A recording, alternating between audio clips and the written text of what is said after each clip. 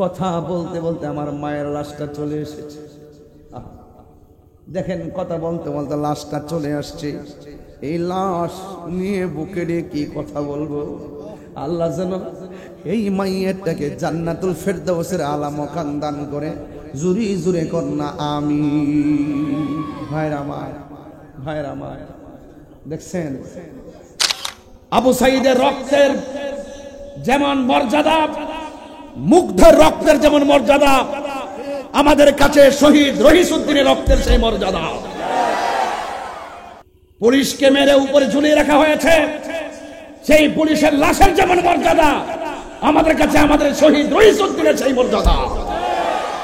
পৃথিবীতে প্রত্যেকটা মানুষের মূল্য আছে, প্রত্যেকটা প্রাণের মূল্য আছে, প্রত্যেকটা হত্যাকাণ্ড নির্মম। এই জন্য মব সৃষ্টি করে এই বাংলাদেশকে যেইভাবে খুনের রাজ্য কায়েম করা হচ্ছে, আগামীতে প্রত্যেকটা এই খুনের জন্য আমাদের রাষ্ট্রপ্রধানকে জবাব দিতে হবে, প্রশাসনকে জবাব দিতে হবে। আগে মামলা নিতে হবে, আসামি গ্রেফতার করতে হবে, তারপর বিচার করব, সংলাপ করব কিনা, আমরা কোন দিকে যাব তারপরে কথা বলবো, ঠিক কিনা বলেন? আমার পরিষ্কার কথা, তোমাদের কি সন্তান নাই? তোমার সন্তান যদি মৃত্যুর মুখে থাকা অবস্থায় পানি চাইতো, তোমার সন্তানের মুখে পানি দিতে যায়, যদি পানিটা ফিরে আনতো, তুমি মা হিসাবে তোমার কাছে কেমন লাগতো? তোমার সন্তানকে যদি অযথা এভাবে বাইরে আঘাত করে মেরে ফেলতো, তোমার কাছে কেমন লাগতো? তোমার সন্তান যদি বিনা চিকিৎসায় মারা যেত, তোমার কাছে কেমন লাগতো? এই জন্য তুমি মা হয়ে আরেকটা সন্তানের বিপরীতে মিথ্যা অভিযোগ নিয়ে ঝাড়ু মিছিল করতে পারো না। ডাইনে মা বসে আছে, সাকরাতুল মাউতের কষ্টের ভাগ কেউ নিবে না। আমার বাবা বসে থাকবে, আমার সাকরাতের কষ্টের ভাগ কেউ নিবে না গো। টাকার ভাগ সবাই নেয়, সম্পদের ভাগ সবাই নেওয়ার জন্য পাগল, কিন্তু মরণের কষ্টের ভাগ নেওয়ার কোন বান্ধব দুনিয়াতে, আরো জোরে দুনিয়াতে। বন্ধুরে আমার, যেই কথাগুলো বলতেছে বেশি লম্বা করব না, এখান থেকে আমি সোজা উত্তরবঙ্গে যাব। প্রায় 17 ঘন্টা জার্নি, 17 ঘন্টা গাড়িতে থাকতে হবে। রাতের বেলা ঘুম শেষ, দিনের বেলাও শেষ। এই জন্য আমি মুসাফির হই, আবার মুসাফিরের হালতে রওনা। কিছু কথা বলে যাই, কথাগুলো কান দিয়ে শুনবেন, মনোযোগ দিয়ে শুনবেন।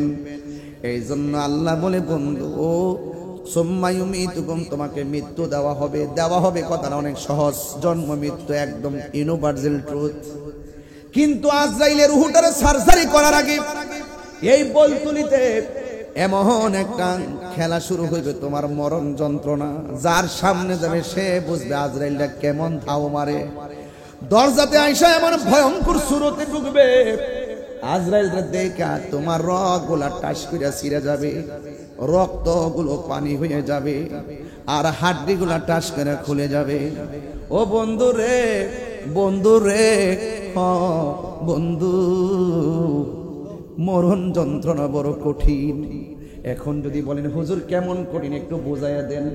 আমি আপনাদের এই মুহূর্তে বোঝাইতে পারবো। শুধুমাত্র আমার সামনে 2 মিনিট নাকটারে আর মুখটারে বন্ধ করে রাখেন, বুঝবেন শ্বাসটার দাম কত। কথা বলেন ঠিক কিনা? আর মরণের সময় কত জোর করবা গো, আমারে বাঁচাও, বাঁচাও, বাঁচাও। আজকে তার আমি শোয়া দিলাম, একদিন আমারও এমন করে শোয়া, একদিন আপনারা আমার যখন শোয়া দিব, জানি না আমার পাশে 8-9 জন, এই পাশে 5-6 জন বসা আছে। এই মানুষটির মধ্যে কার জানে মরণটা আল্লাহ আগে লিখে রাখছে, আমরা বলতে পারি না। একটা মানুষের চেহারার সঙ্গে আরেকটা মানুষের চেহারা মিলে না রে। এই জন্য তো রবের কাছে একটা কথাই বলবো, আল্লাহ মারা যাব কোনো দুঃখ নাই, যেই দিন আমরারে মরণ দিবা, জুমার দিন মরণ দিও। যেই দিন মরণ দিবা, রমজান মাসে মরণ দিও। যেই দিন মরণ দিবা, নিয়মিত নামাজি বানাইয়া মরণ দিও। যেই দিন মরণ দিবা উজু অবস্থায় মরণ দিও। তাইলে মৃত্যু আসার আগে এই বিষয়গুলো অনুধাবনের দরকার আছে না না? Birampur HD media, the Islamic YouTube channel. ধন্যবাদ জানাই আলা হযরত রহমাতুল্লাহ আলাইহি ও গাজী শের বাংলা রহমাতুল্লাহ আলাইহি একতা সংঘের ছেলেদেরকে। আকাশ থেকে মুষলধারে বৃষ্টি হওয়ার পরেও মাহফিলের হাল না ছেড়ে মাহফিলটা শেষ পর্যন্ত ওনারা করছেন। এটার দ্বারাই প্রমাণ হয় যারা বিভিন্ন ঝড় তুফানে ভেঙ্গে পড়ে না, হকের লড়াইয়ে দাঁড়িয়ে থাকে, এরাই সমাজের শ্রেষ্ঠ সন্তান।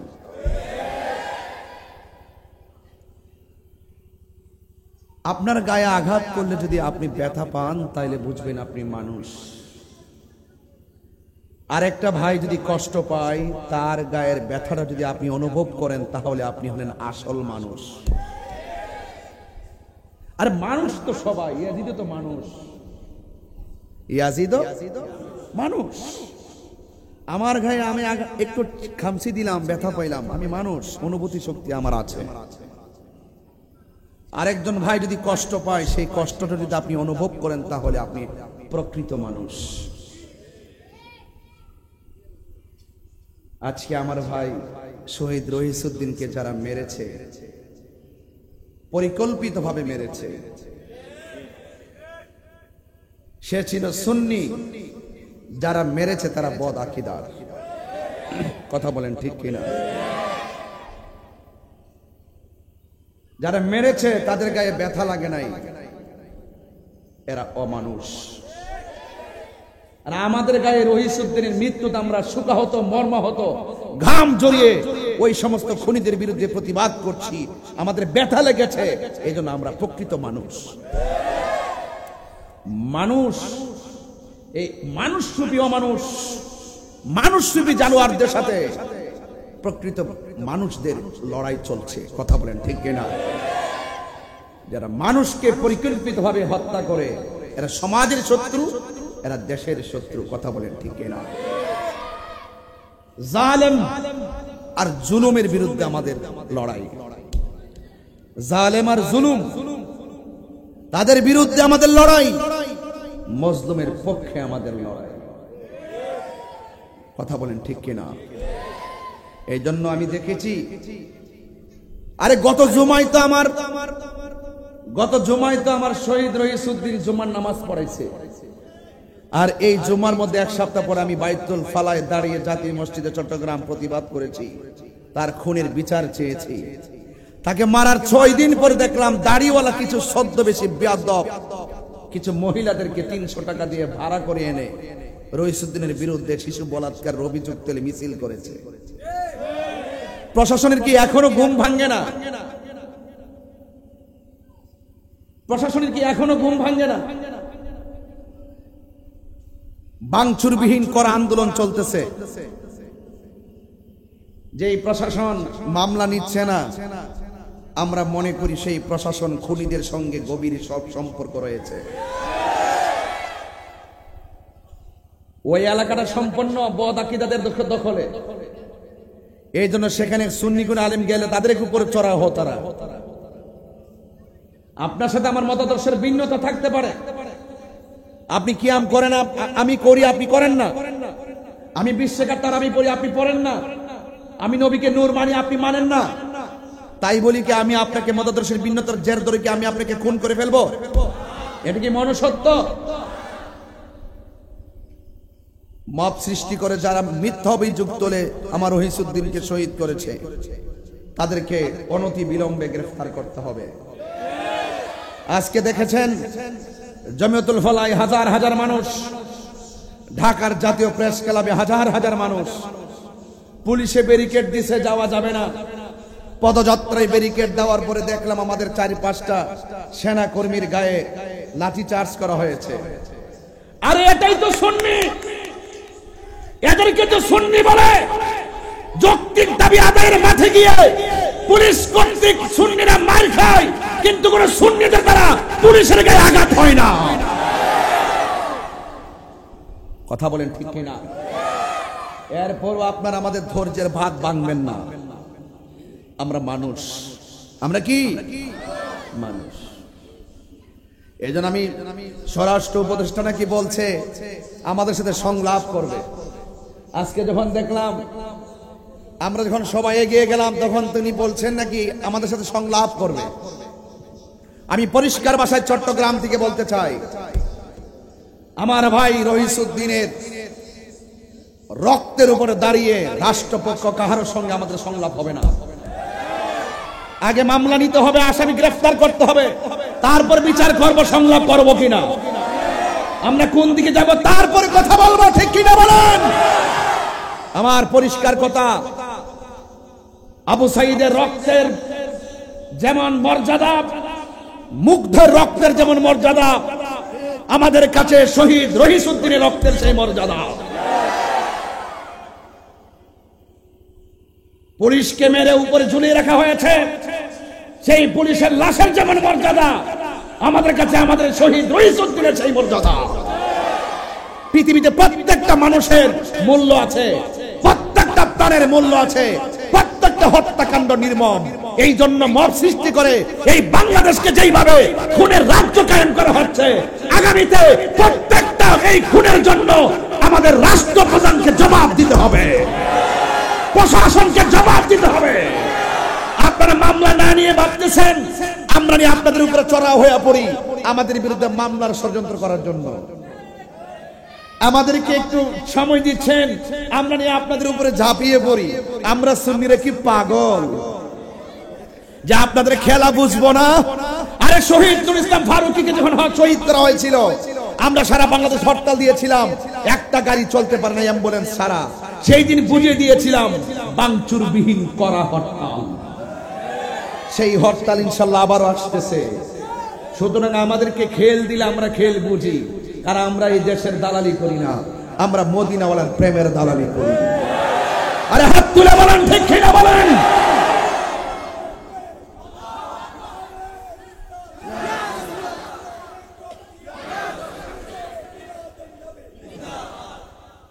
ভাইয়ের আমার বিষয় দিয়েছেন মৃত্যু, এই জন্য প্রথম মৃত্যু নিয়ে কথা বললাম। এরপরে বিষয় দিয়েছেন কবর। বলুন হায়াতের মালিককে, আরো বড় করে হায়াতের মালিককে। সেই শহীদ রহিসউদ্দিনের মায়ের চোখের পানিতে আকাশ বাতাস ভারী হয়ে গেছে, কথা বলেন ঠিক কিনা? সেই শহীদ রহিসউদ্দিনের একটি মেয়ে মাহেরা, তার চোখের পানি আমাদের হৃদয়কে ক্ষত বিক্ষত করেছে, কথা বলেন ঠিক না বেঠে? তার স্ত্রী বিধবার কান্নার আওয়াজে আকাশ বাতাস ভারী হয়েছে। সেই মা যখন বলল আমার ছেলে বলেছে চাউল নিয়ে আসবে, আমার ছেলে বলেছে চাউল নিয়ে আসবে, ঘরে খাবার নাই, আপনাদের কানে তার কান্নার আওয়াজ পৌঁছে না, মানে কি আপনারা এখন মানুষ হতে পারেন নাই? ধর্ম উপদেষ্টা এই এক সপ্তাহ হয়ে গেছে, এখনো পর্যন্ত কোনো বিবৃতি দেয় না। তিনি কি শুধুমাত্র এক পক্ষের ধর্ম উপদেষ্টা নাকি সবার উপদেষ্টা? ওনার দরকার ছিল একটা অন্ততপক্ষে একটা ভারাক্রান্ত হৃদয় নিয়ে একটা স্ট্যাটাস দেওয়া। উনি সব স্ট্যাটাস দিতে পারে, এই জায়গায় তিনি কথা বলেন না। আমাদের ইন্টারিম গভর্নমেন্ট, তিনিও কথা বলছেন না। এগুলো উচিত নয়। আরেকটা মানুষের গায়ে, পৃথিবীর প্রত্যেকটা মুসলমান একটা দেহের মতন, এক জায়গায় আঘাত পড়লে আপনার গায়ে আঘাত লাগতে হবে। আজকে এখান থেকে কয়েক হাজার কিলোমিটার দূরে ফিলিস্তিন, গাজায় যখন ইসরায়েল আক্রমণ করেছে, এই বাংলাদেশের মানুষ ঝাঁপিয়ে পড়েছে। কেন ঝাঁপিয়ে পড়েছে? তারা মানুষ, এরা মুসলমান। কিন্তু আমার এই দেশের ভিতরে আমরা বহুত মানুষ আছি, কিন্তু মানুষ হতে পারি নাই, আসল মানুষ হতে পারি নাই। আসল মানুষ যারা হবে তাদের সাথে আজরাইলের ব্যবহার হবে একরকম, আর অমানুষ যারা হবে তাদের সাথে আজরাইলের ব্যবহার হবে ভিন্ন রকম, কথা বলেন ঠিক কিনা? ইন্না বাতশা রাব্বিকা লাশাদীদ, নিশ্চয়ই আল্লাহর ধরা কি নরম না শক্ত। ও আমার পুবাইলের মহিলারা, তোমরা যারা 20-50 জন ঝাড়ু নিয়ে মিছিল করছো, তোমাদের কি সন্তান নাই? তোমাদের কি সন্তান নাই? তোমার সন্তান যদি মৃত্যুর মুখে থাকা অবস্থায় পানি চাইতো, তোমার সন্তানের মুখে পানি দিতে যায়, যদি পানিটা ফিরে আনতো, তুমি মা হিসাবে তোমার কাছে কেমন লাগতো? তোমার সন্তানকে যদি অযথা এভাবে বাইরে আঘাত করে মেরে ফেলতো, তোমার কাছে কেমন লাগতো? তোমার সন্তান যদি বিনা চিকিৎসায় মারা যেত, তোমার কাছে কেমন লাগতো? এই জন্য তুমি মা হয়ে আরেকটা সন্তানের বিপরীতে মিথ্যা অভিযোগ নিয়ে ঝাড়ু মিছিল করতে পারো না। কথা বলেন ঠিক না বেঠিক? কে কত টাকা দিছে আমরা তো সবই জানি। শুনেন, কাউকে মেরে কেউ বড় হতে পারে না। মনে রেখো, পাপ কখনো বাপকে ছাড়ে না।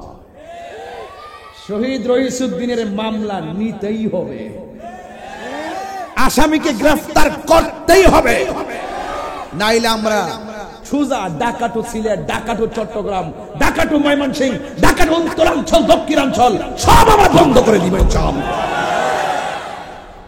সুন্নিরা খানকায় বসে পিরালি করছে দিকে মনে করো না আমরা বছর একটা উরুস ফাতিহা করি। আমরা খানকায় আছি বলে দুর্বল মনে করো না। আমরা যখন খানকায় থাকি তখন সিদ্দিক আকবরের চরিত্র ধারণ করি।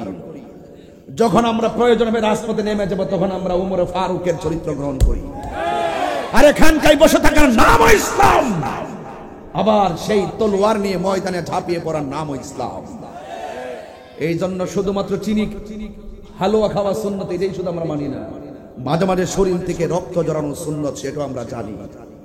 এই জন্য সুন্নিদেরকে বলবো, আর দলাদলি আপনারা দেখেছেন গত 15-16 দিন আমার কিন্তু খুব পেইন হয়ে গেছে বুকে পিঠে। আপনারা হয়তো জানেন বড় বড় যে কাজগুলো, অনেকের যে জায়গাগুলো, সেই জায়গাগুলো ফাইন্ড আউট করে আমি অনেক চেষ্টা করেছি মুরব্বীদেরকে নিয়ে একটু ম্যানেজ করার জন্য। অনেকে আমাকে দীর্ঘ 12 বছর বলছেন আমি কোন দল করি, আমাদের দলে নাই, এর লোকে নাই, সে লোকে নাই, সে একলা থাকে। আমি আগেই বলছি মাইনাস নয়, ম্যানেজ চাই। আমি ম্যানেজ দিয়ে কাজ করি, তার প্রতিফল এখন পাচ্ছেন। কথা বলেন ঠিক না বেঠিক?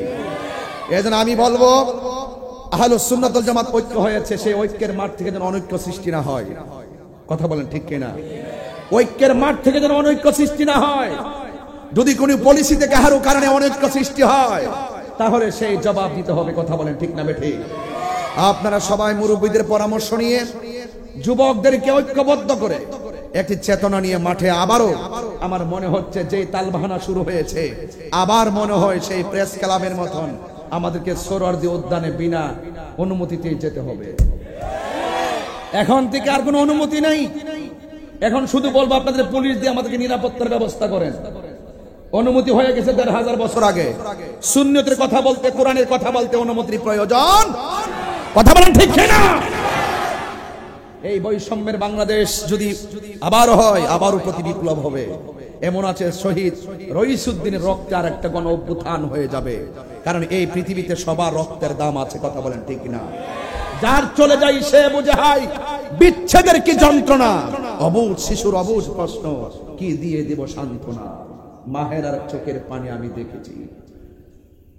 আল্লাহ যেন রইসুদ্দিনকে জান্নাতুল ফেরদাউসের আলা মুকাম দান করে, বলেন আমিন। আর বড় করে বলেন আমিন। হ্যাঁ আমার, আমরা কি দুই না এক?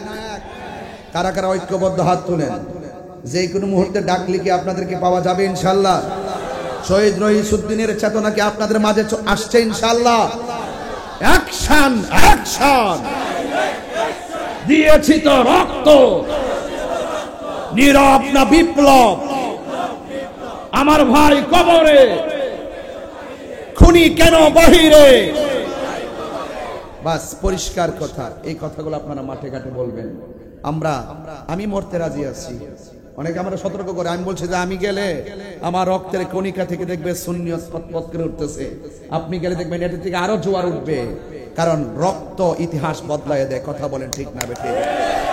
ইমাম হুসাইন রাদিয়াল্লাহু তাআলা রক্ত কি মরে গেছে না জিন্দা? ইজিদের নামগন্ধ আছে, হুসাইনি চেতনা আছে না নাই? এই জন্য সব রক্ত বৃথা যায় না। কথা বলেন ঠিক কিনা? কবি মেসওয়াক করা ফজিলত তো জানো,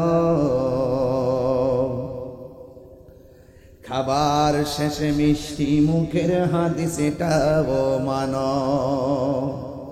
শুধু হক কথাটা উচ্চ সুরে বলতে পারো না, অন্যায় দেখে বারদ হয়ে জ্বলতে পারো না। ঠিক কিনা? কেমন মুসলমান তুমি একটু ভাবনা কেমন তোমার ঈমান একটু বলো না আল্লাহুম্মা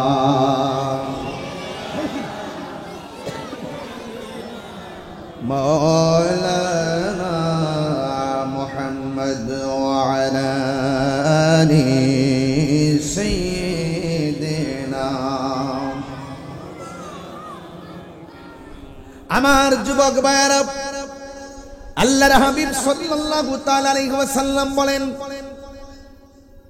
তোমরা পাঁচটা জিনিস আসার আগে পাঁচটা জিনিসকে গুরুত্ব দিবে। অসুস্থ হওয়ার আগে সুস্থতাকে গুরুত্ব দিবে, গরিব হওয়ার আগে স্বাবলম্বীটাকে গুরুত্ব দিবে, ব্যস্ত হওয়ার আগে অবসর সময়টাকে গুরুত্ব দিবে, মৃত্যু আসার আগে তোমরা হায়াতটারে মূল্যায়ন করবে। আজকে আমি আসার আগে 2 ঘন্টা আগে শুনছি এলাকার একটা মা মারা গেছে, তার জানাজা হবে ওয়াজের পরে। আমি শোনার পরে আমার মনের ভিতরে অনেক কষ্ট পেয়েছি। এখনো আসার আগে একটা ছেলে আমারে কয়, হুজুর আমার আব্বা কয়েকদিন আগে মারা গেছে, একটু আব্বার কবরটা জিয়ারত করেন না। আমি পোলা পান্ডে বলছি, স্লোগান বন্ধ কর, গুরুস্থানের ভিতরে ঢুক। বাউন্ডারির দরজা দিয়ে ভিতরে ঢুকলাম, নতুন কবরটার পাশে দাঁড়ায় দোয়া করলাম। আমার আব্বা তো দুনিয়াতে নাই, তার আব্বা দুনিয়াতে নাই, এই জন্য আমি তার বাবার জন্য দোয়া করলাম। আজকে যে একটা মা মারা গেল, ওই সন্তানটা জানে মা হারা ব্যথা কত। এ যুবক যে চলে যায় সে বোঝে রে বাবা। এই জন্য আজকে যেই মানুষটা চলে গেছে তার আপনজনরা কিন্তু আজকে শান্তিতে নাই। আজকে ওয়াজটা যে প্রাণবন্ত ভাবে শুনতো, এখন তাদের মনের ভিতরে একটাই, আমার পরিবার থেকে আমার একজন সদস্য চলে গেছে। আজকে 12টার পরে অন্ধকার একটা ঘরের মধ্যে শোয়া দিবে, এই ঘরের মধ্যে যে পড়ে থাকবে কালকে আবার এই টাইমে তার আর দেখা যাবে না। এই জন্য আমার মায়ের আনুষ্ঠানিকতাটা যেমন, আমার বাবার আনুষ্ঠানিকতা যেমন, আমার আনুষ্ঠানিকতাটাও সেইভাবে অপেক্ষা করতেছে গো। ইন্না লিল্লাহি ওয়া ইন্না ইলাইহি রাজিউন। আমি তার জন্যই, সে আল্লাহর জন্যই তো আমি, আল্লাহই তো আমারে পাঠাইছে, সেই রবের দিকেই তো আমি ফিরে যাব। আল্লাহ রাব্বুল আলামিন বলছেন, কাইফা তাকফুরুনা বিল্লাহি ওয়া কুনতুম আমওয়াতান ফাআহইয়াকুম সুম্মা ইউমীতুকুম সুম্মা ইউহয়ীকুম সুম্মা ইলাইহি তুরজাউন।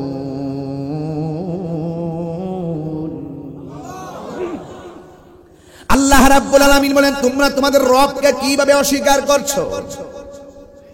তোমরা ছিলে মুর্দা, তোমরা ছিলে নিষ্প্রাণ। জবান খুলে বলুন, প্রাণ দেওয়ার মালিককে, আমাদের জীবনের মালিককে, আমাদের হায়াতের মালিককে।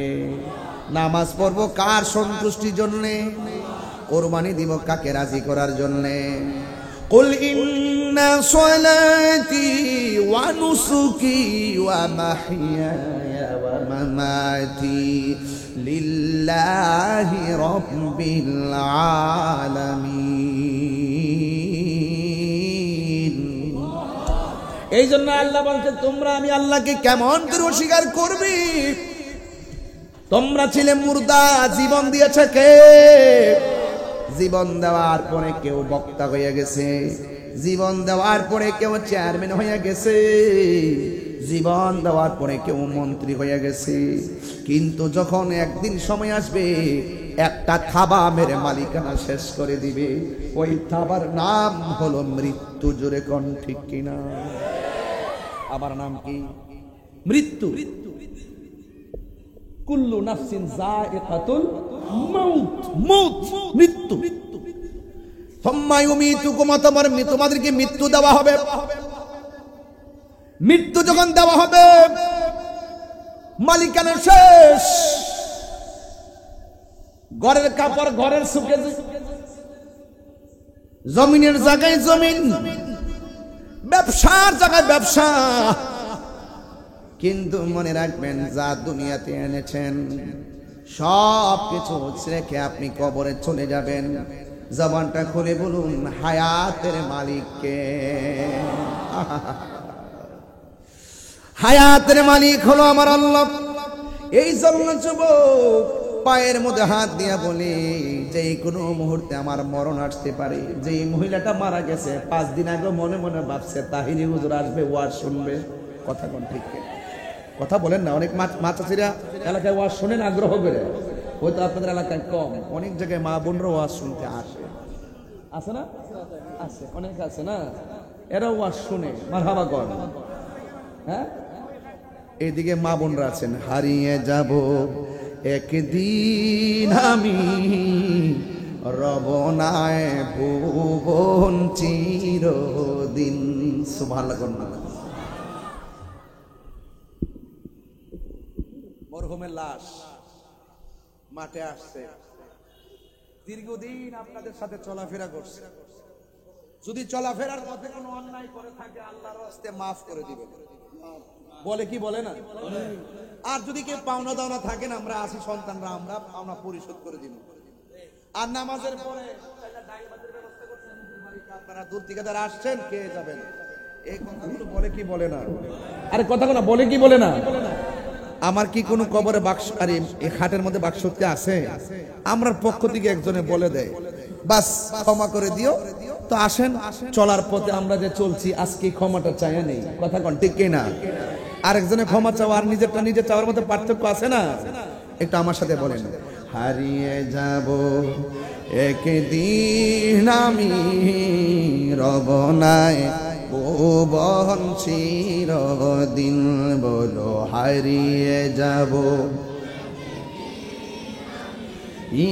রবনায় ভুবন চিরদিন।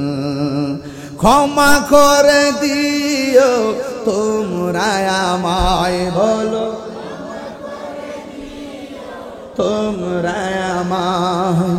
ভুল করে থাকি যদি কোনো দিন, হারিয়ে যাব একদিন আমি রবনায় ভুবন চিরদিন। বাঁশি বাগানে বা গোরস্থানে হয়তো দিবে মোরে কবর।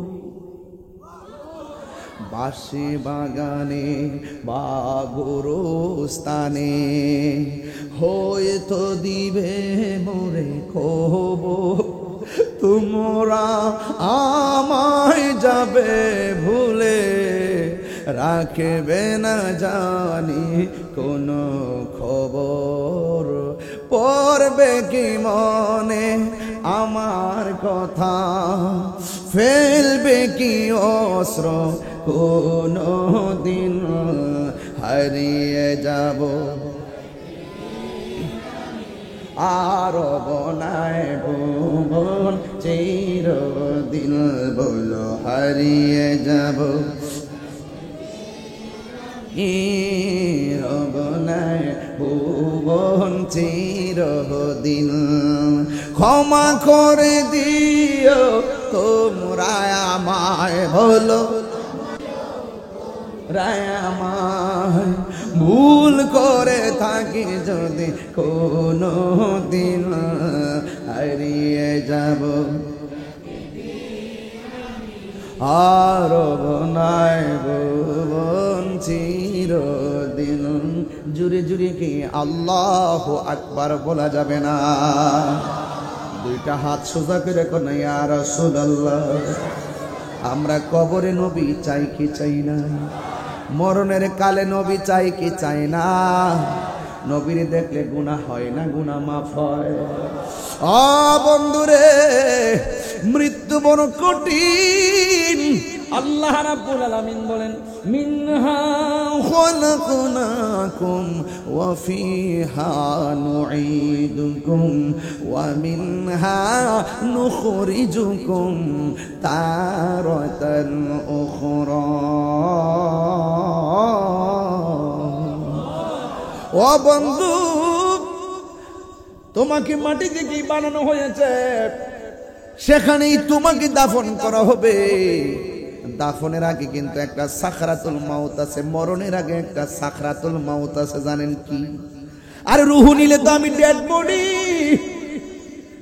কিন্তু রুহুটা নেওয়ার আগে আজরাইলে যখন বলতুলি ঘরের দরজার মধ্যে দাঁড়াবে, সেই দিন সময়টা বড় কঠিন হবে রে। ডাইনে মা বসে আছে, সাকরাতুল মাউতের কষ্টের ভাগ কেউ নিবে না। আমার বাবা বসে থাকবে, আমার সাকরাতের কষ্টের ভাগ কেউ নিবে না গো। টাকার ভাগ সবাই নেয়, সম্পদের ভাগ সবাই নেওয়ার জন্য পাগল, কিন্তু মরণের কষ্টের ভাগ নেওয়ার কোনো বান্ধব দুনিয়াতে, আর জোরে দুনিয়াতে। বন্ধুরে আমার, যেই কথাগুলো বলতেছে বেশি লম্বা করবো না, এখান থেকে আমি সোজা উত্তরবঙ্গে যাব। প্রায় 17 ঘন্টা জার্নি, 17 ঘন্টা গাড়িতে থাকতে হবে। রাতের বেলা ঘুম শেষ, দিনের বেলাও শেষ। এই জন্য আমি মুসাফির হই, আবার মুসাফিরের হালতে রওনা। কিছু কথা বলে যাই, কথাগুলো কান দিয়ে শুনবেন, মনোযোগ দিয়ে শুনবেন। এই জন্য আল্লাহ বলে, বন্ধু ও সুম্মায়ুমিতুকুম, তোমাকে মৃত্যু দেওয়া হবে। দেওয়া হবে কথাটা অনেক সহজ, জন্ম মৃত্যু একদম ইউনিভার্সাল ট্রুথ। কিন্তু আজরাইলের রূহটারে সার্জারি করার আগে এই বলতুলিতে এমন একটা খেলা শুরু হইবে, তোমার মরণ যন্ত্রণা। যার সামনে যাবে সে বুঝবে আজরাইলটা কেমন ধাও মারে। দরজাতে আইসা এমন ভয়ঙ্কর সুরতে ঢুকবে, আজরাইলটা দেখা তোমার রগগুলা টাস করে ছিঁড়ে যাবে, রক্তগুলো পানি হয়ে যাবে, আর হাড্ডিগুলা টাস করে খুলে যাবে। ও বন্ধু রে, বন্ধু রে, বন্ধু, মরণ যন্ত্রণা বড় কঠিন। এখন যদি বলেন হুজুর কেমন কঠিন একটু বোঝাইয়া দেন, আমি আপনাদের এই মুহূর্তে বোঝাইতে পারবো। শুধুমাত্র আমার সামনে 2 মিনিট নাকটারে আর মুখটারে বন্ধ করে রাখেন, বুঝবেন শ্বাসটার দাম কত। কথা বলেন ঠিক কিনা? আর মরণের সময় কত জোর করবা গো, আমারে বাঁচাও বাঁচাও বাঁচাও। আজরাইল বলবে না না, ওয়া মা তাদরি নাফসুম বিআইয়ি আরদিন তামুত। যেই জায়গার মধ্যে আমার রব তোমার মৃত্যু লিখে রেখেছে, সেই জায়গার মধ্যে তোমাকে মৃত্যুবরণ করতে হবে। কারণ তোমার শুরুর মালিক যেই রব, তোমার শেষের মালিকও সেই রব। ইন্নাহু হুয়া ইউবদিউ ওয়া ইউঈদ ওয়া হুয়াল গফুরুল ওয়াদুদ যুল আরশিল মাজিদ। He is the forgiving and loving. তিনি প্রেমময়, তিনি ক্ষমাশীল। কিন্তু আমার আল্লাহ জীবন দিয়েছেন, জীবন দিয়ে পরীক্ষা করেছেন। কিন্তু যুবক, আজরাইল যখন তোমাকে দাও মারবে, আজকে আমার গলার কাছে পানি আছে, এমন একটা সময় আসবে 7 সমুদ্র 13 নদীর পানি মুখের মধ্যে দিলে পানি তৃষ্ণা মিটবে না। এটার নামই হলো সাকরাতুল মাউত। জোরে কোন ঠিক কিনা? ও বন্ধু রে, ও বন্ধু, ঘরের দরজা থেকে মানুষটারে নিয়ে গেল, পাশে বোন বসা টের পাই নাই, স্বামী বসা টের পাই নাই, আপনজন বসা টের পাই নাই। এই জন্য মরণটা আসার আগে মনে করতে হবে আজকে এই সময়টা আমার জীবনের শেষ সময়। এই জন্য নামাজ কাজা করা উচিত নয়, রোজা বাদ দেওয়া উচিত নয়, অন্যায় কাজ করা উচিত নয়, হক থেকে দূরে থাকা উচিত নয়। কারণ যেই কোনো মুহূর্তে মালাকুল মউত আজরাইল সামনে এসে যেতে পারে। এ বন্ধু, মৃত্যু যদি না থাকতো জীবনটা কতই না সুন্দর কত। আল্লাহকে আমি মৃত্যুটা দিয়েছি আমি আল্লাহর ক্ষমতা বোঝানোর জন্য। কথা বলেন ঠিক কিনা? আল্লাহর ধরা কি নরম না শক্ত? আরো বড় করে, নরম না শক্ত? এই জন্য আমার যুবক ভাইরা, মৃত্যু ইউনিভার্সাল ট্রুথ হবেই হবে। অনেকে কয় তোর ছেলেটাকে বিদেশ কেন পাঠাইলি? বিদেশ পাঠানোর কারণে ছাদ থেকে পড়ে মারা গেছে, দেশে থাকলে সে মারা যেত না। এই কথা বলাটা নাফরমানি কথা। অনেকে বলে তুই কোথায় গিয়েছিলি? তুই যদি ঘরের মধ্যে থাকতি বাচ্চাটা পানির মধ্যে পড়ে মারা যেত না। এটা ভুল কথা, ভুল কথা। না না, বিদেশে নিয়ে ছাদের উপর থেকে ফালাইয়া দুনিয়া থেকে আল্লাহ তারে বিদায় দিবে। দুনিয়াতে আসার আগে আমার আল্লাহ সেই সিদ্ধান্ত করে রেখেছেন, যার যেখানে মরণ সেখানে তার মরণ হবে। এই জন্য যুবক, পালাইবার কোনো জায়গা নাই। এই মৃত্যু আসার আগে নামাজের দরকার আছে না নাই? মৃত্যু আসার আগে রোজার দরকার আছে না নাই? মৃত্যু আসার আগে আল্লাহকে মানার দরকার আছে না নাই? এই জন্য মরণের আগে আল্লাহ আপনাকে দুইটা জিনিস বলে দিয়েছেন, ইয়া আইয়ুহাল্লাযীনা আমানু আমিনু বিল্লাহি ওয়া রাসূলিহি। আল্লাহ বলে, হে ঈমানদারগণ, তোমরা ঈমান আনো আল্লাহর উপরে এবং ঈমান আনো আমার নবীর উপরে। দুনিয়ায় থাইকা যদি আল্লাহর বিধান লঙ্ঘন কইরা সুদ খান, আল্লাহর বিধান লঙ্ঘন কইরা ঘুষ খান, আল্লাহর বিধান লঙ্ঘন কইরা নাফরমানি করেন, কবরের ভিতরে যাইয়া শান্তি আপনার নসিবে জুটবে না। কথা বলেন ঠিক কিনা? যা করবেন মরার আগে না মরার পরে? কথা কয় না কেন? মরার মাটির উপরে থাইকা আল্লাহর সঙ্গে নাফরমানি কইরা, মাটির উপরে থাইকা নবীর বিরুদ্ধে আচরণ কইরা, মাটির নিচে যাইয়া জান্নাতের গালিচা পাওয়া যাবে না। এই জন্য যুবক, আল্লাহ বলে মাটিতেই তোমাকে দাফন করা হবে। মরণ মরণ মরণ হয়ে গেল আপনার। আজকে যে মহিলাটা মারা গেল, আমার মা মারা গেছে, এই মহিলাটার মনে হয় গোসল করানো শেষ হয়ে গেছে, সাদা কাফনটা মনে হয় লাগানো শেষ হয়ে গেছে, গায়ের মধ্যে 5টা কাপড় লাগায়া খাটের মধ্যে শুয়ে রাখছি, আর ওয়াজের অপেক্ষা করতেছে ওয়াজটা কখন শেষ হবে, জানাজার নামাজটা কখন পড়বে। বন্ধু, কি দিয়ে ওয়াজ বুঝাবো? ওই মহিলাটারে গোসল করাইছে, জীবনে কিছু করেন আর না করেন, যখন মানুষে গোসল করায় পাশে যায় একবার দাঁড়াইবেন, দাঁড়াইয়া দেখবেন তারে কেমনে গোসল করা।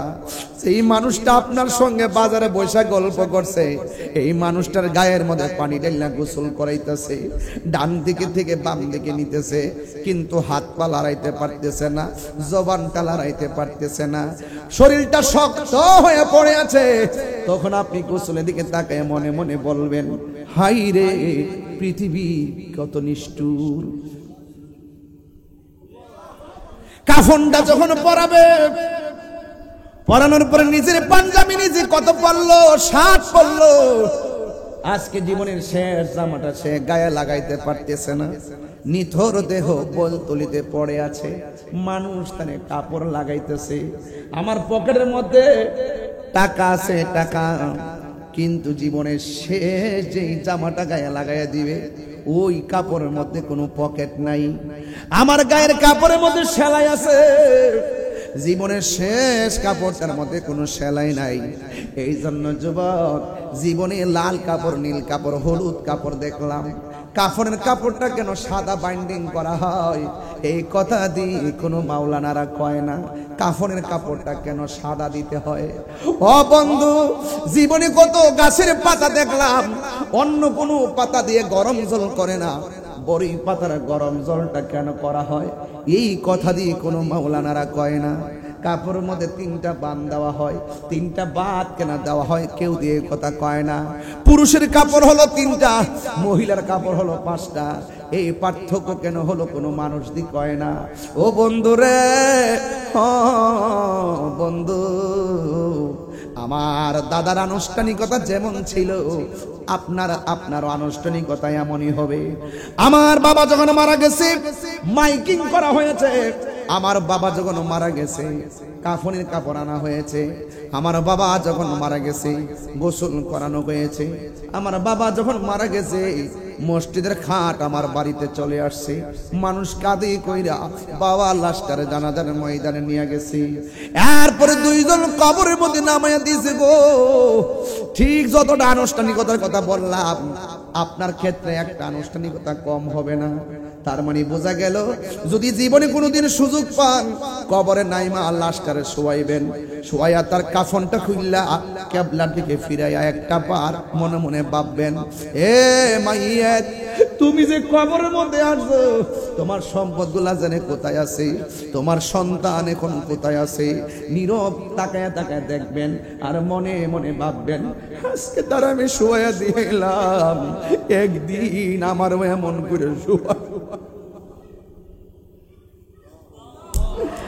একদিন আপনারা আমার যখন শোয়া দিব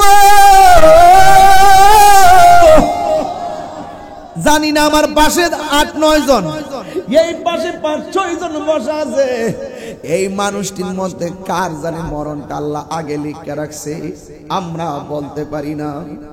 একটা মানুষের চেহারার সঙ্গে আরেকটা মানুষের চেহারা মিলে না রে। এই জন্য তো রবের কাছে একটা কথাই বলবো, আল্লাহ মারা যাব কোনো দুঃখ নাই, যেই দিন আমরারে মরণ দিবা জুমার দিন মরণ দিও, যেই দিন মরণ দিবা রমজান মাসে মরণ দিও, যেই দিন মরণ দিবা নিয়মিত নামাজি বানায়া মরণ দিও, যেই দিন মরণ দিবা উজু অবস্থায় মরণ দিও। তাইলে মৃত্যু আসার আগে এই বিষয়গুলো অনুধাবনের দরকার আছে না না? তাইলে সবচাইতে বড় কথা হলো মরণ আসার আগেই নামাজ পড়তে হবে, মরণ আসার আগেই রোজা রাখতে হবে, মরণ আসার আগেই হজ করতে হবে, মরণ আসার আগে যাকাত দেওয়া লাগবে। ও বন্ধু রে, হ্যাঁ বন্ধু, কথা বলতে বলতে আমার মায়ের লাশটা চলে এসেছে। দেখেন কথা বলতে বলতে লাশটা চলে আসছে, এই লাশ নিয়ে বুকে নিয়ে কি কথা বলবো। আল্লাহ যেন এই মাইয়াটাকে জান্নাতুল ফেরদাউসের আলা মাকাম দান করে, জুরি জুরে কন্যা আমি। ভাইরা আমার, ভাইরা আমার, দেখছেন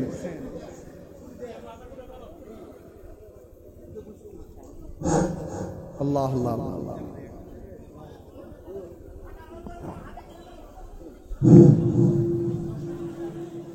সম্মানিত মুরব্বীগণ, আপনারা যে যে অবস্থা আছে ওইভাবে খাতার বন্দী হয়ে যান।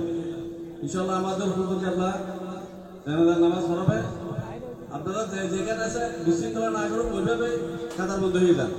এটা মনে হয় ঠিক হবে, কারণ আপ ডাউন করলে জিনিসটা একটু বিশৃঙ্খলা হয়ে যাবে। আপনারা দয়া করে যার যার যে অবস্থা আছে ওইভাবে খাতার বন্দী হয়ে যান।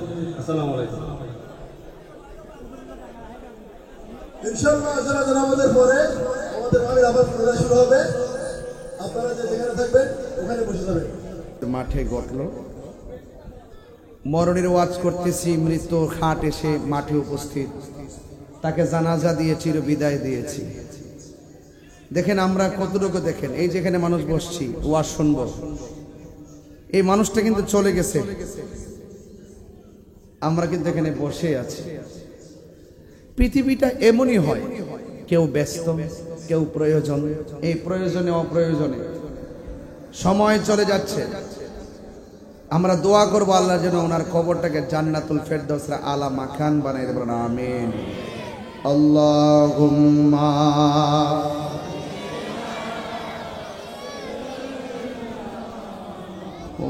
মাওলানা মুহাম্মদ ওয়া আলা আলি সাইয়্যিদিনা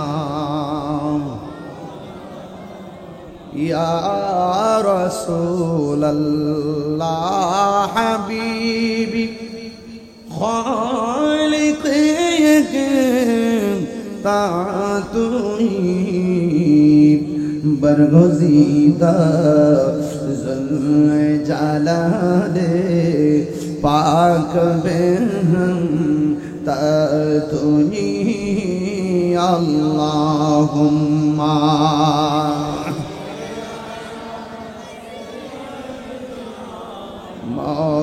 مولانا محمد وعلى آل سيدنا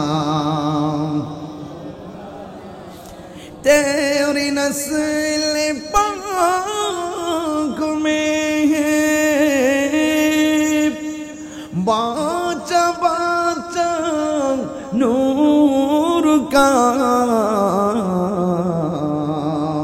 तू है आईने नूर तेरा सब घराना नूर का अल्लाहुम्मा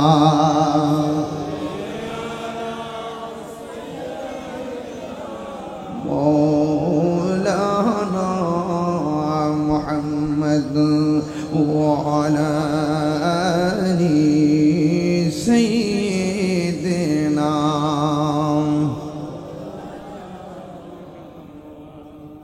গভীর মনোযোগ, সময়ের কালক্ষেপণ না করি। যেই জায়গায় গিয়েছিলাম সেখান থেকে আলোচনা করতে করতে একটা মরহুমার লাশ এসেছিল।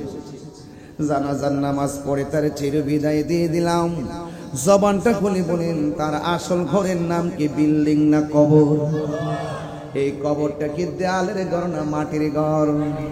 একটা এমপি মন্ত্রী যেই ঘরে যে কাপড়টা পরে শুইবে, আমরাও সে একটা রিক্সাওয়ালা সেই ঘরের মধ্যে সেই কাপড় পরে শুইবে।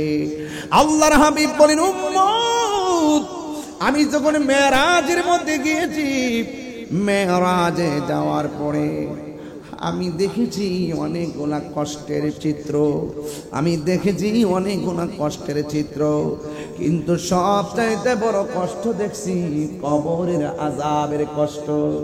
আমার নবী বলে কবর হলো আখিরাতের প্রথম মঞ্জিল। এই মঞ্জিল যার ভালো হইয়া যাবে, হাসরের ময়দান তার ভালো হয়ে যাবে, ঠিক কিনা? এই জন্য কবরে ঢোকার আগে আল্লাহর ইবাদত দরকার আছে না নাই? ও বন্ধু কি দিওয়াজ বুঝাবো, ওই কবর বড় সাংঘাতিক। নবীর একজন প্রিয় সাহাবী যার নাম হযরত ওসমান যুন্নুরাইন রাদিয়াল্লাহু তাআলা আনহু, যাকে আমার আল্লাহর হাবিব জান্নাতের সার্টিফিকেট দিয়েছেন, যার কাছে আমার নবীর দুইটা কন্যা, একজনের নাম কুলসুম আর একজনের নাম রুকাইয়া। এই দুইটা কন্যা সন্তানকে যে ওসমানের কাছে বিয়ে দিয়েছেন, যার ব্যাপারে আমার নবী বলেন আমার যদি আর একটা কন্যা থাকতো, ওই মেয়েটাকেও আমি ওসমানের কাছে বিয়ে দিতাম। সুবহানাল্লাহ না কেন? ওই ওসমান যুন্নুরাইন নামাজ পড়তে গেলে মন ভরা আনন্দ, জান্নাতের সার্টিফিকেট আছে। রোজা রাখলে আনন্দিত, জান্নাতের সার্টিফিকেট আছে। তিনি জিহাদ করতে গেলে আনন্দিত, জান্নাতের সার্টিফিকেট আছে। সব জায়গায় তিনি আনন্দিত, একটা জায়গায় গেলে তিনি চোখের পানি ফেলায় ফেলায় কান্না করতেন। ওই জায়গার নাম হলো অন্ধকার কবর। সাহাবীরা কয়, ওসমান ও ওসমান, সব জায়গায় আপনি আনন্দিত, কিন্তু কবরস্থানে গেলে কেন আপনি চোখের পানি ফেলে কান্না করেন? ওসমান যুন্নুরাইন বলেন আমার নবী বলছে কবর কাহার জন্য জান্নাতের বাগান, আবার কবর কাহার জন্য জাহান্নামের গর্ত। আমি ওসমানের কবরটাকে জান্নাত হবে না জাহান্নাম হবে আমি তো জানি না। এবার সাহাবী ডাক দিয়ে, আপনি চিন্তা করেন কেন? আল্লাহর হাবিব আপনাকে জান্নাতের টিকিট দিয়েছেন। ওসমান ডাক দিয়ে, আমি জানি টিকিট দিয়েছেন, আমি চলার পথে এমন কোন কাজ যদি আমার পক্ষে সংগঠিত হয়ে যায়, যিনি টিকিট দিয়েছেন তিনি টিকিট আবার কায়রাও নিতে পারেন, তিনি টিকিট কেটে নিতেও পারেন। এই জন্য আমি কবর দেখলে বড় ভয় লাগে।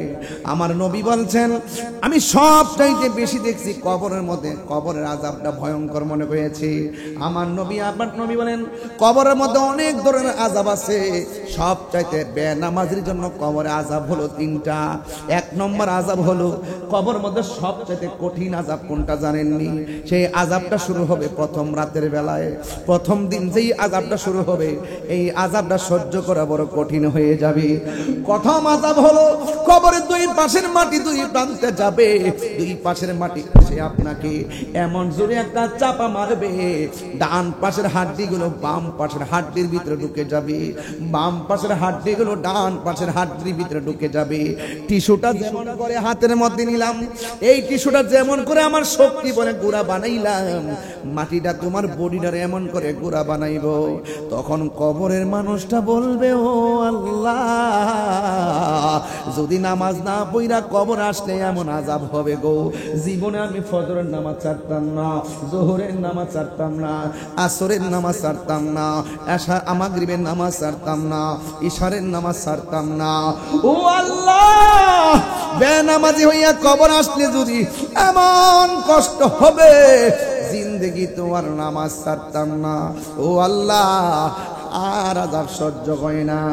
এখন যদি আপনার কান থাকতো, বৈলতলির গুরুস্থানে গেলে দেখতেন মানুষ কেমনে কান্না করে। সবাই প্রতি রাত দিন রাত 24 ঘন্টা বলতেছে বাঁচাও বাঁচাও, আর পারি না বাঁচাও। কিন্তু তাদের কান্নার আওয়াজ মানুষের কানে পৌঁছে না, তাদের কান্নার আওয়াজ জিনের কানে পৌঁছে না, কিন্তু তাদের কান্নার আওয়াজ গরু ছাগল চতুষ্পদ যন্ত্রের কানের মধ্যে ঠিকই পৌঁছে। আল্লাহ রাব্বুল আলামিন বলেন, ওয়া মা ইয়াস্তাবিল আহইয়াউ ওয়ালাল আমওয়াত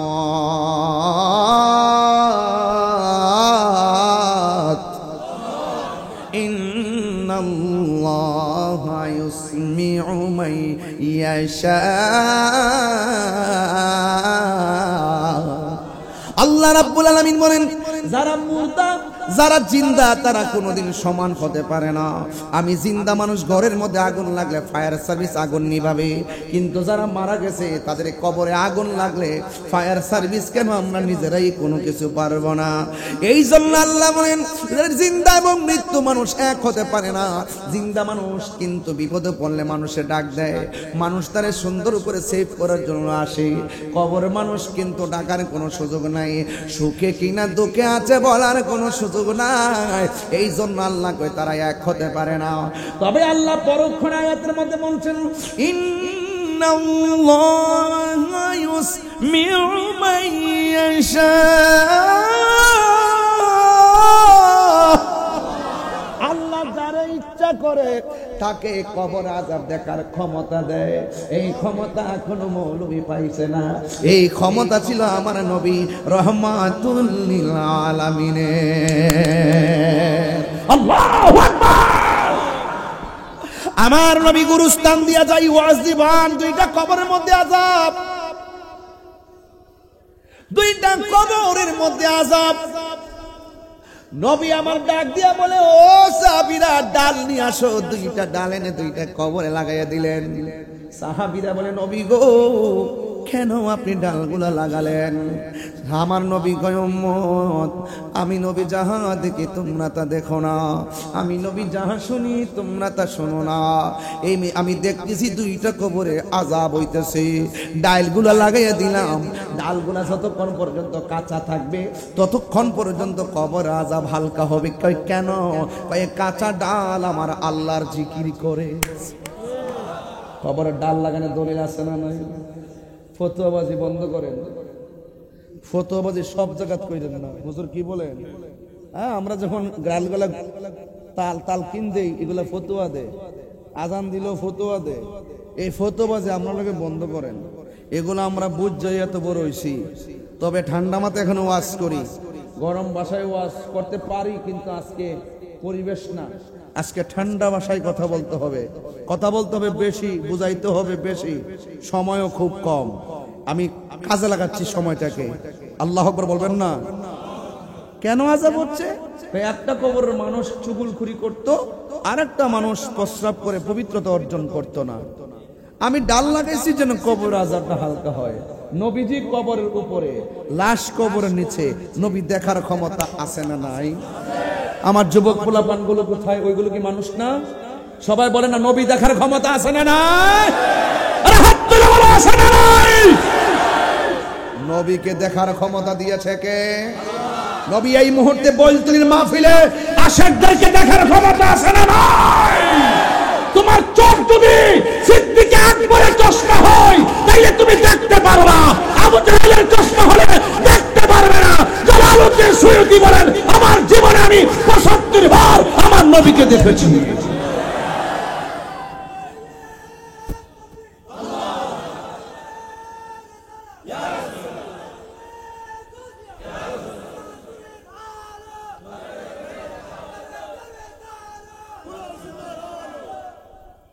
দুইটা কবরে আযাব হচ্ছে। নবী কি কবরের ভিতরে না উপরে?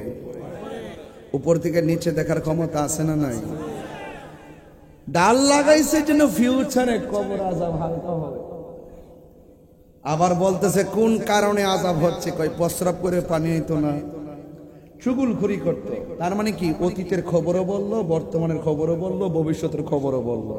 তা আমার নবী অতীত বর্তমান ভবিষ্যৎ এই যে এলেমটা রাসূলুল্লাহকে দান করেছেন কে? আল্লামাকা মা লাম তাকুন তা'লাম। আর রহমান আল্লামাল কুরআন। রাসূলুল্লাহকে শিক্ষা দিয়েছেন কে?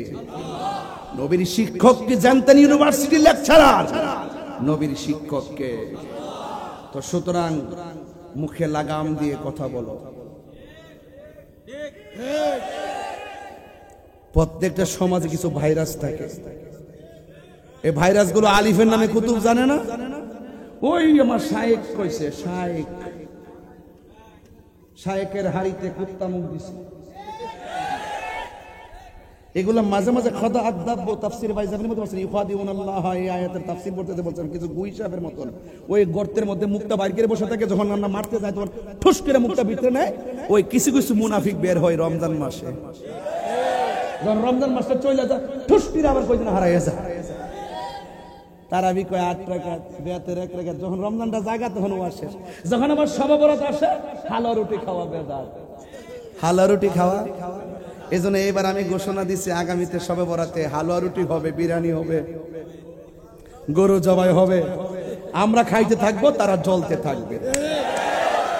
আগামীতে হালুয়া কম হবে না বেশি হবে? খাওন খাওয়া বেদাত আমার জীবনেও শুনছি। এদের মার্কাটা কি? আরো জোরে ডব্লিউ, এক ডাব্লিউ বলে ডব্লিউ।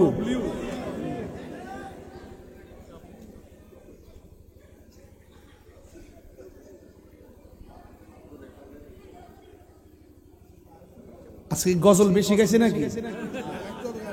আর গাইছি প্রথম একটা গাইছি না, আর না বেশি গাইতাম না, বেশি গাইতাম না, গাইলে আমার সময় যাবো গা। আমার আওয়াজ জোরে গাও। বলবো, বলতাম ভুলে যেতে চাইলে ভোলা যায় না, ঠিক না? আমার জান মদিনা, আমার প্রাণ মদিনা, আমার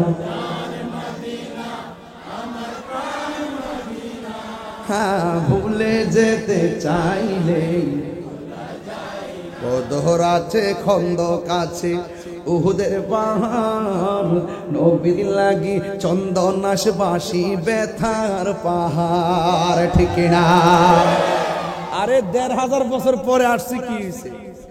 রাসূল বলছেন রে সাহাবীরা, তোমরা তো আমাকে দেখে দেখে মহব্বত করতেছো, আমার কিছু উম্মত এখনো আসে নাই, আসবে, তাদের ওজন হাসর মাঠে অনেকবার বেড়ে যাবে। ওরা আমাকে দেখে নাই, না দেখে আমার নাম শুনেই পাগল হয়ে যাবে। দেখছেন না কেউ নবীজরে গালি দিলে আমরা জুতা হাতে নেই তার সাপার দাঁত পালাইতে। আমার তো মনে হয় বলতিলির পোলাপানে তো আসে, কার এই যে পাগলা হয় প্রধান অতিথি, এমন প্রধান অতিথি 2-3টা গ্রামও থাকলে সব কাইছে যে মুগা কুলটার মধ্যে চারটার মধ্যে সাহসের ভর্তি মারা বছরে যাক। আমার কাছে আমি তাকাই দেখছি বাপসাপটা, এটা আরো বড় বক্তা, মারা বছরে কর। তা আমার প্রশ্ন হইল, আপনাদের যে রং রং দেখতেছে, এই বৃষ্টি বাদলাম না, 2 হাত পানি ছিল, 2 হাত পানি একদিনে নিষ্কাশন কইরা এখানে আমার মাহফিলের পরিবেশ করা, এটা সাধারণ জিনিস না। এর দ্বারাই প্রমাণ হয় সুন্নিরা বিরানি খাওয়েন না, সুন্নি না। আমার পোলাপান্ডি করে হাত তুলা বলো, ঠিক কিনা বলো? আল্লাহু আকবার।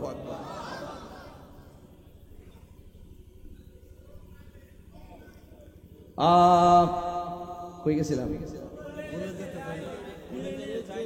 তুমি জীবন,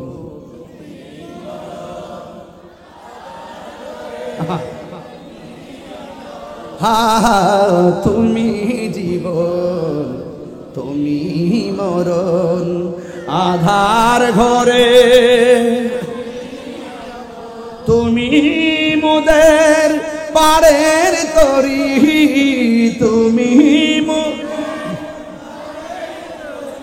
তুমি নিদান তোরানে ওয়ালা ইয়া রাসূলুল্লাহ ইয়া রাসূলুল্লাহ বল্লা ইয়া রাসূলুল্লাহ মারহাবা কইতেন না গজল টান দিছি হাদি আইসা বলছি এমন জানলে তো শুরু থেকে শুধু নাচ গাইতে আমার বকশিস লইতাম আলহামদুলিল্লাহ কইতেন না আচ্ছা একটা প্রশ্ন করি আমার নবীজি কবরে কি নবী নবী না ছবি বাহ বাবা মাশাআল্লাহ হুজুরের ছেলে মাশাআল্লাহ একটু না পুরো হাত দিয়ে দিন যাও আল্লাহুম্মা আল্লিমহুল হিকমা দোয়াটা ঠিক হইছে নি আল্লাহ আল্লাহ আল্লাহ কবুল করুক আমিন কোন আর যখন আমিন কোন এবার বলেন কি বলছিলাম তুমি মোদে আশার আলো সবাই তাই তো তোমায় তুমি মোদের তাই তো তোমায় হৃদয় নামের ফুলদানিতে হৃদয়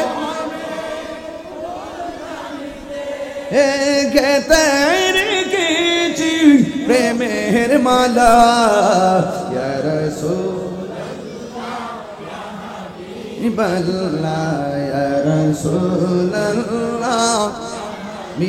বল্লা ইয়া রাসূলুল্লাহ ইয়া রাসূল لا يا رسول الله لا إله لا إله لا لا إله لا إله لا إله لا إله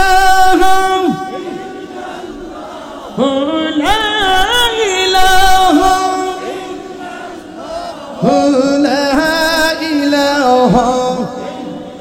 لا الله الله পাগল হয়ে যান আল্লাহ আল্লাহ আল্লাহ লা ইলাহা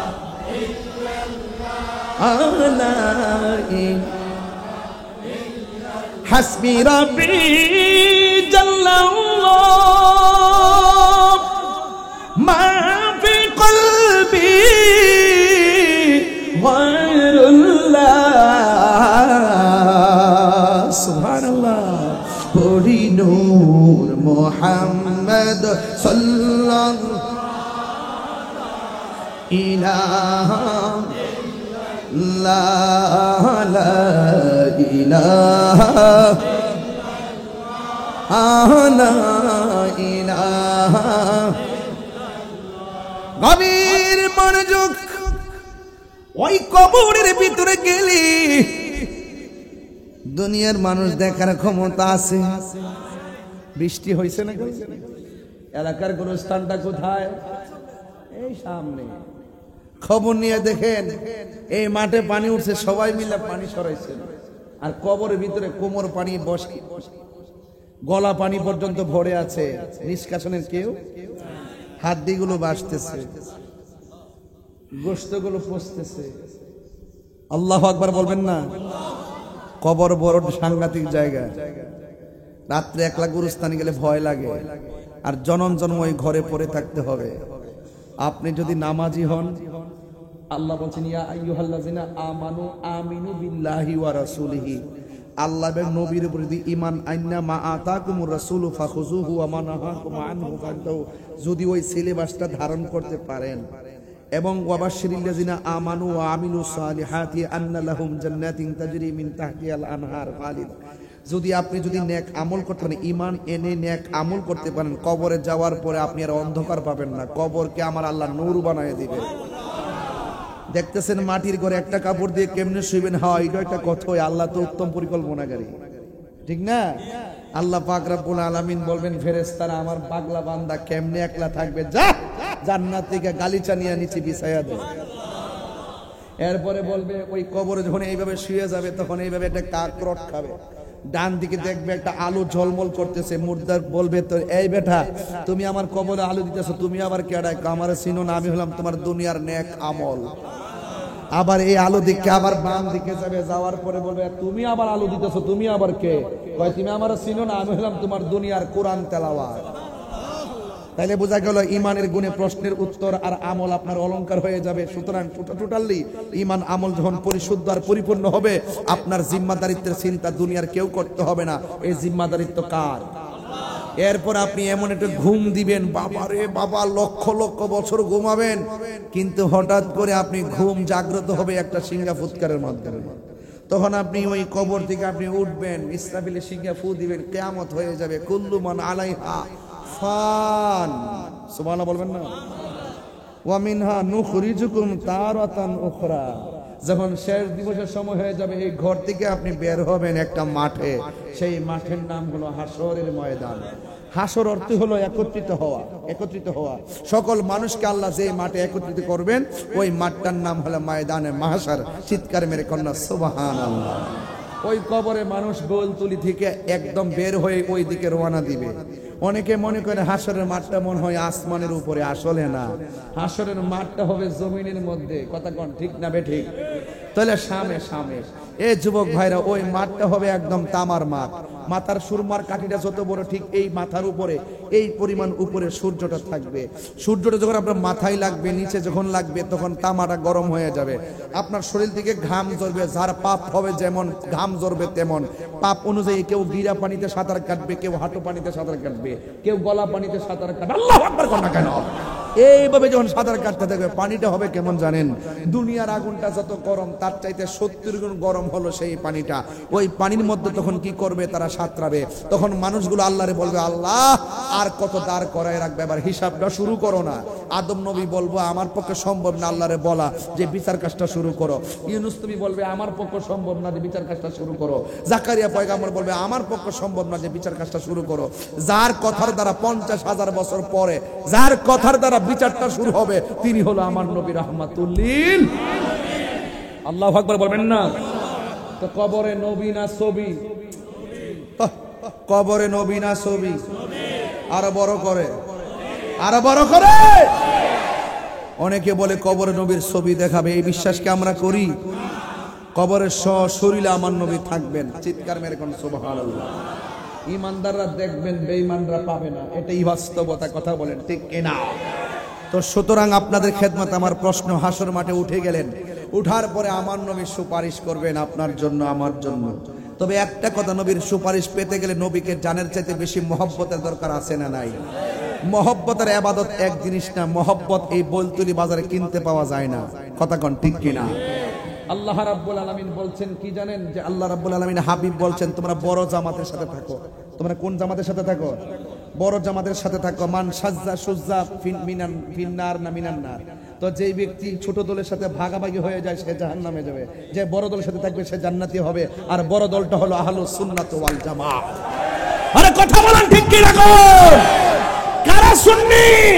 সুন্নি সবাই না, তারাও নাকি আহলুস সুন্নাত ওয়াল জামাত, আমরা নাকি আহলুস সুন্নাত ওয়াল জামাত। টুকা দিয়ে দেখো, যার ভিতরে নবীর মহব্বত আছে, যার ভিতরে আহলে বায়াতের মহব্বত আছে, সেটাই হলো সুন্নি। কথা বলেন ঠিক।